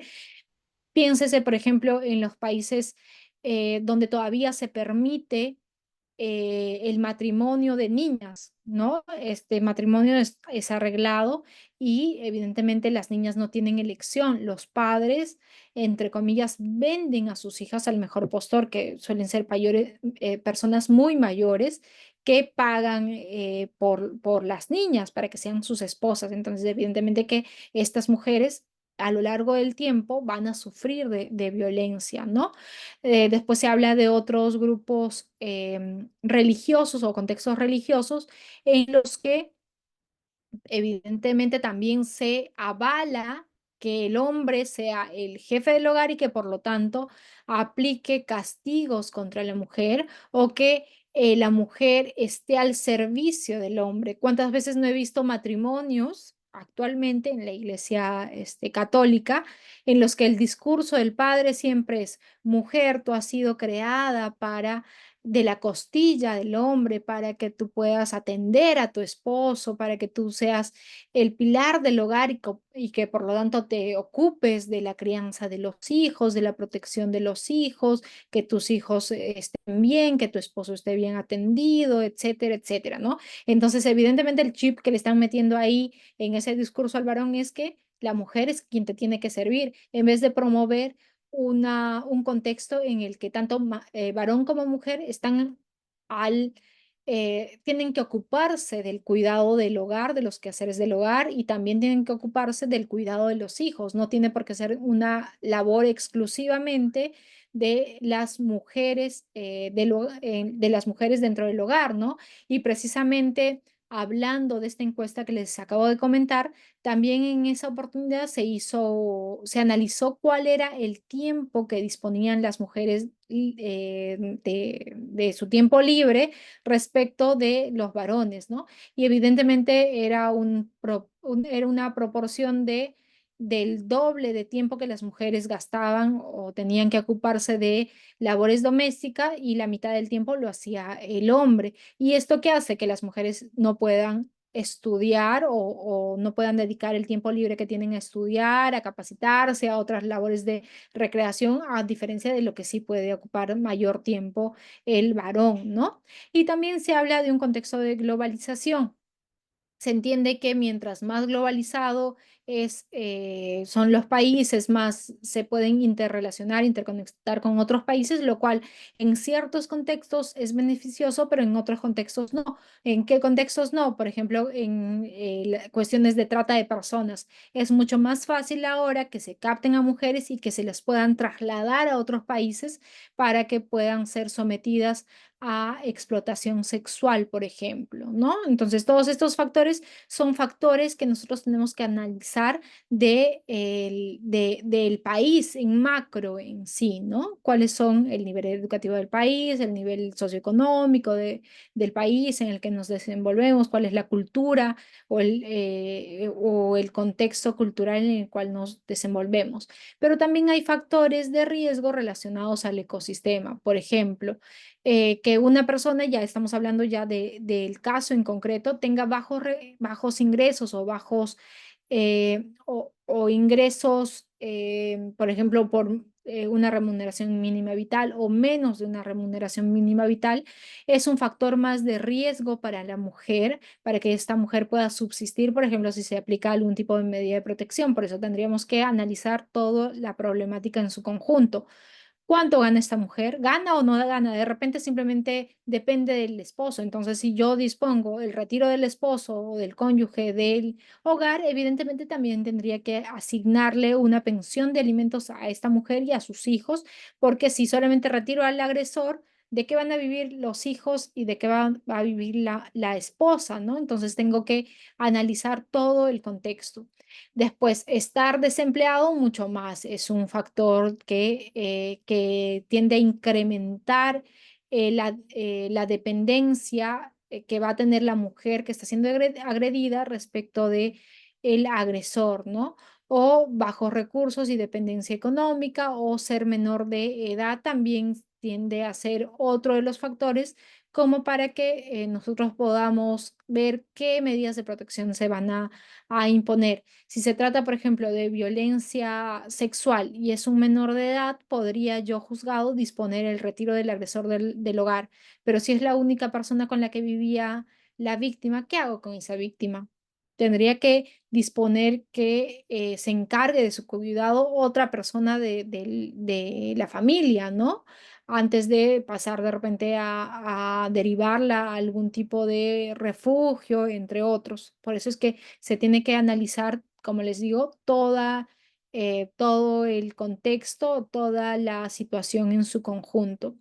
Y factores de riesgo relacionados con el microsistema podría ser el número de hijos. Es mucho más difícil que una mujer que tiene muchos hijos salga de una situación de violencia a que sea una mujer que solamente tiene un hijo, ¿no? Es mucho más fácil que esta mujer que tiene un solo hijo trace un plan para salir del hogar violento o trace un plan para que sea ayudada por otras personas y distinto sería que si tuviese 4, 5, 6 hijos, ¿no? ¿Cómo hace?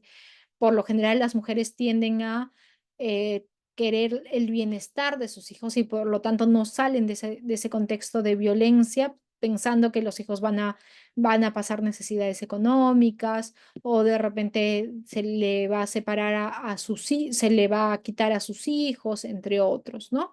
También tenemos que ver si es que existe una tolerancia a actitudes violentas. De repente, en la audiencia se le podría preguntar a la mujer si es que considera de que ciertas actitudes son tolerables o no. Por ejemplo, que le revise el celular, por ejemplo, que le impida vestirse de una u otra manera. Estos ya son ciertas red flags, ciertas banderas que nos hacen ver de que esta mujer, si es que dice que sí es tolerable o que no, no, para ella no es violencia, o por ejemplo la serie que les contaba de que la mujer consideraba de que no era violencia porque no la habían golpeado físicamente, pero sí la habían humillado, la habían insultado, etcétera. Entonces vamos a ver que va a ser más difícil hacerle entender a esta mujer de que está sufriendo de violencia y que por lo tanto tiene que cumplir las medidas de protección que se le van a imponer. Y también otro factor de violencia sería ver si es que la víctima está separada del agresor o no. Son mucho más frecuentes los casos de violencia que se reportan cuando la mujer ha decidido separarse del agresor a los casos en los que la mujer todavía sigue con el agresor. Es decir, la escalada de violencia es mucho más fuerte en estos casos donde él se ha separado de la víctima, que en algunos casos se presentan feminicidios o se presentan tentativas de feminicidio, ¿no? Y otros factores de riesgo van ya relacionados con el nivel ontogénico o con situaciones o circunstancias ya propias de la persona, ¿no? Por ejemplo, la baja autoestima, la depresión o que tenga esa mujer que esté embarazada o que esta mujer consuma drogas, consuma alcohol o que tenga actitudes que incluso favorezcan la violencia, ¿no? O actitudes que estén a favor de la violencia. Bien, con esto terminamos la clase y damos pase a algunas preguntas que ustedes pudiesen tener.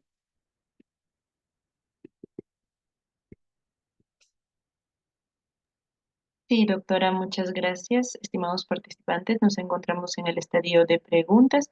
Estimada doctora, al parecer hay algunas preguntas en el chat, por favor, de Nilda y de Juan Carlos Romero. En caso de Nilda, nos dice, doctora, buenas noches. ¿Esa ficha de riesgo también está aplicado en las DEMUNAS y el SEM?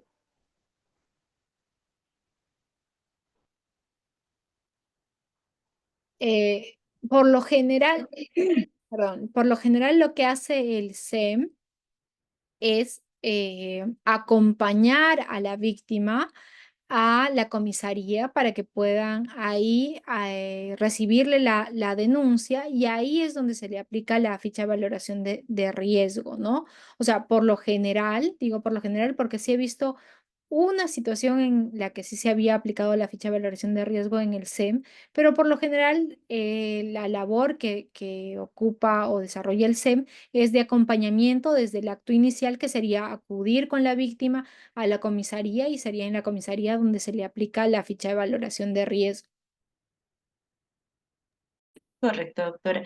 Estimada Nilda, espero que haya resuelto su inquietud. Por otro lado, tenemos la pregunta de Juan Carlos Romero. Nos dice, estimada doctora, buenas noches. Gracias por la exposición. ¿Existe ficha de valoración de riesgo para los varones como integrantes del grupo familiar?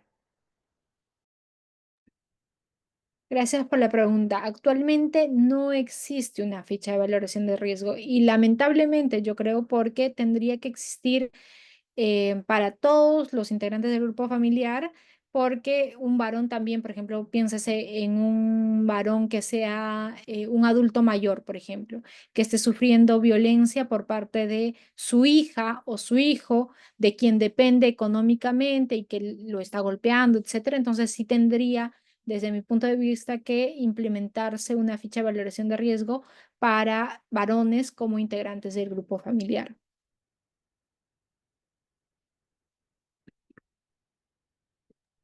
Correcto, doctora. Al parecer, esas son todas las dudas y consultas. Por si hubiera alguna consulta más, estimados participantes, lo pueden realizar levantando la mano o en todo caso, eh, Juan Carlos está levantando la mano. Le voy a solicitar para que reactive audio. Adelante, Juan Carlos, pues puedes reactivar.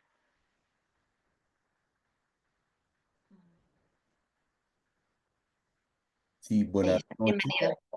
Sí, buenas noches, doctora. Buenas noches con todos. Gracias por la exposición, doctora. Mi pregunta era relacionada al tema de las medidas de protección. Eh, digamos, partiendo de una casuística, ¿no? A veces ocurre casos de conflictos familiares donde la madre retira a los hijos del hogar, del esposo, del conviviente, del padre, y empieza una situación donde la madre restringe de alguna u otra manera el contacto del padre con los hijos, porque su retiro, como le comenté, era por conflicto familiar. Normalmente, justo le hago la pregunta por la ficha de evaluación de riesgos, porque no se encuentra en el tema de policía, no hay ese acceso, pero entiendo yo, y lo que ocurre es que como se va al juzgado de familia, el juzgado de familia manda los oficios del Ministerio Público para iniciar la investigación por supuesta de violencia psicológica, que termina señalando que no hay violencia, pero que sí hay maltrato, y se va al juzgado de paz letrado y se aplica el artículo pertinente del Código Penal, que no recuerdo ahorita. Pero mi pregunta es, doctora, eh, ok, esto se inició como una violencia psicológica contra el tema del varón, no hay ficha de valoración de riesgo, no se dio medida de protección, el fiscalía lo manda al juez de paz letrado y hay una investigación penal por faltas, por maltrato. Esto no puede generar la creación, o sea, generar una medida de protección. Lo que pasa es que ya no está como si en el juzgado de familia tutelar, pero está en paz letrado. Mi pregunta es, ¿se podría en este caso de maltrato generar alguna medida de protección, entiendo yo, antes que se dé esta futura sentencia condenatoria por faltas? Esa era mi pregunta, doctora. Espero haberme dejado entender. Gracias por la pregunta. Bueno, para que una persona reciba las medidas de protección, no es necesario que haya una sentencia, no es necesario que haya un proceso penal en curso incluso. Lo que se tendría que analizar acá es el riesgo, ¿no? Si una persona está en riesgo de que sufra algún tipo de lesión física, psicológica, sexual, etcétera, entonces es ahí donde se le va a aplicar una medida de protección.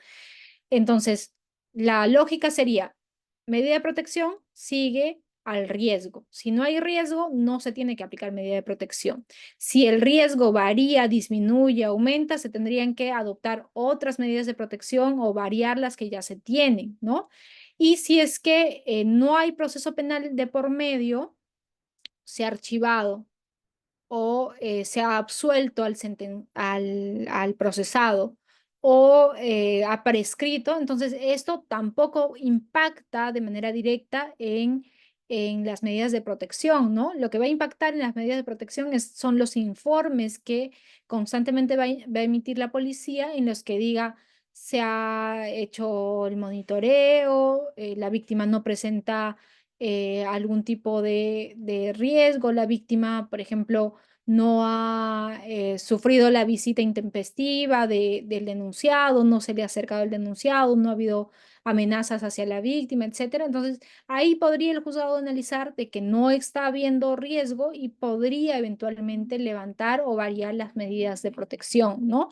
Pero digamos que lo principal o lo fundamental para aplicar una medida de protección es el riesgo, más que la existencia o no de un proceso penal, ¿no? Ahora, si lo han enviado a un juzgado de paz letrado por el tema de faltas, entonces ahí habría que igual analizar si es que hay riesgo o no hay riesgo para volver a solicitar las medidas de protección si es que en un inicio se le pudiesen haber negado la aplicación, ¿no?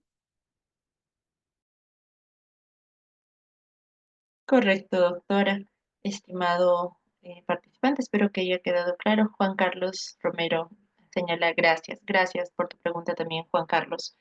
Bien, estimado, si hubiera alguna duda o consulta más, la doctora queda al pendiente. De no ser así, estaríamos dando por concluido la presente sesión, no sin antes agradecerle a nuestra ponente que se ha dejado entender bastante bien y le agradecemos y esperamos contar con su presencia en una nueva oportunidad. Muchas gracias, doctora.